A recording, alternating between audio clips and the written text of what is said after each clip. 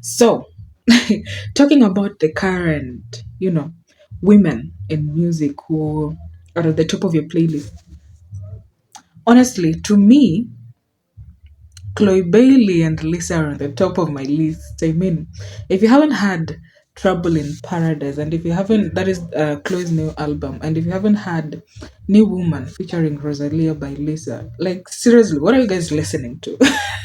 When we're talking about Lisa's New Woman, I love that she's exploring herself, she's exploring new sounds, she's just taking one step at a time. She has just established her own label company, and she's doing great.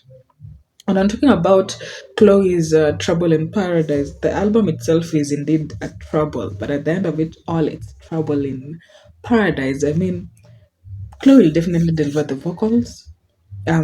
She has a very special way of telling stories that we are. I mean, everyday incidences, normal words, but how she puts them, it's quite unique. I don't know, but honestly, if you haven't had those two, the album and the single, I don't know what you're listening to. You better go and listen to Chloe's album and Lisa's New Woman. And the album is doing great. Lisa obviously is a record breaker. I don't know, but all the best to them.